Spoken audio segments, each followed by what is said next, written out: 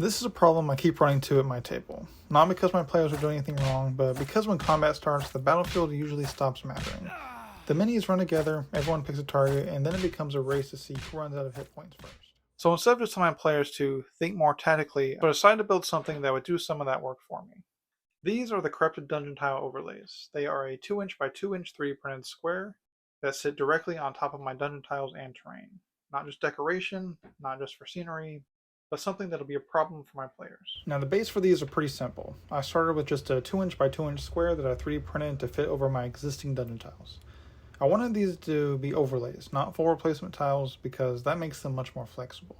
I can drop one into a hallway, place several across a room, or slowly add more as the corruption spreads. Once I had the bases printed, I started building up the ground texture. Now for the dirt layer itself, I used a homemade texture mix. For that, I used a mixture of grout, sand, and small pebbles. The goal here was not to make the tile look clean or polished. I wanted to feel like the ground of a dungeon floor had been broken up by something old, wet, and unnatural that had pushed its way through. And then to actually ensure that that all got locked in well, I was sprayed it all down with isopropyl alcohol and then took some watered down PVA glue and spread it over the tops, making sure to have a nice thick coat. This did take quite a while to dry, but it did leave it with a very nice and durable surface. The alcohol just helps to break up that surface tension and spread the glue out evenly. But as you can see here, it's very durable and does not go anywhere. So from here, I went ahead and painted them all black. Now you could just use the color as they were, but since the glue made it partially white on some of them, I figured just a clean base coat across everything would be the easiest solution. So follow that up with burnt umber to get them kind of back to the same place that they were before, but all of the glue color is gone and hidden, and you also get some darker undertones with that black to create a better shadow effect. Now for the moss and vine layer itself, we just use this moss that I got from Hobby Lobby and shred that up.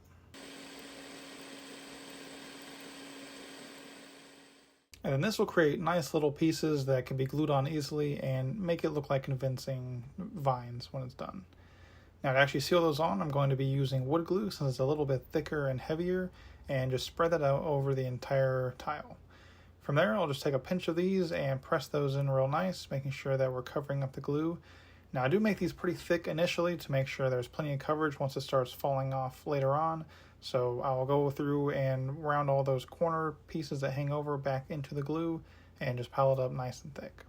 Now once those have all been covered, I'm going to go ahead and take some more isopropyl alcohol and soak those all really well with that. Really just to ensure that once we spray it on with the glue, we'll make sure that we have a nice soak all the way through that and that everything is held together nice and tight. So I'll go through that a couple times.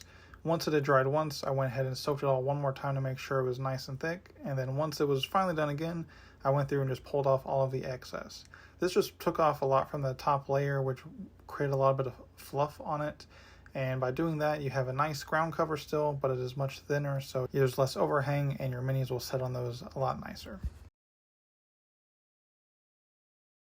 Now once these are finished, this is where the build becomes useful, because these are not just 3D printed squares covered in dirt and vines. They're a way to add pressure to an encounter without just adding more monsters. Maybe the party enters an ancient chamber and the corruption is already spreading. Maybe a creature is feeding it, maybe they have to destroy the source before the room is completely overtaken, or maybe enemies can move through it safely but the players cannot. There are a lot of ways to use the idea, but the real purpose stays the same. The battlefield is no longer passive, it is alive. And when the battlefield is alive, players have to treat it like part of the encounter. So here's that same kind of encounter again, but this time the room is infected. The corruption starts small, but each round it spreads. Now the players have a second objective. They can still attack the monster, they can still cast spells, they can still do all the normal D&D things. But now the floor itself is becoming part of the fight. Now I know this problem could probably be solved with better DMing, better enemy tactics, better encounter design, maybe more environmental pressures. And all of that is true. Absolutely. But this is also why I like to build. Because it gives me a physical tool to help me do those things at the game. It's not replacing a good DMing. Really, it's supporting it. And for my players, especially as beginners, a physical piece of terrain is often easier to understand than just a long explanation. They can see the corruption. They can see where it spreads. They can see the danger as it grows across the map. And that makes the encounter feel more real. Not because the rules are complicated, but because the table is changing right in front of them. And that's really the heart of this build. I don't want to just build something that they can look at. I want to build something that the players can interact with and get really pulled into the story. Terrain that turns a normal fight into something memorable. Because if the only question that they can ask in combat is how much damage can I do, then that encounter really starts to feel flat. But if the question becomes how do we survive this room before it consumes us, now the players have something to react to. And that's where the game starts to feel alive. Now, this idea could become a whole series of battlefield overlays that help make your game more impactful and interesting to your players. Maybe flooding tiles that slowly fill a room with water, or fire tiles that spread. So if you want to see another type of corruption tiles, be sure to let me know down in the comments what you'd be interested in. And if you enjoyed this build, be sure to like and subscribe and stick around. Because here in the Craft Cave, we don't just build terrain that looks good, we are building terrain that makes the adventure feel more alive and is harder to forget.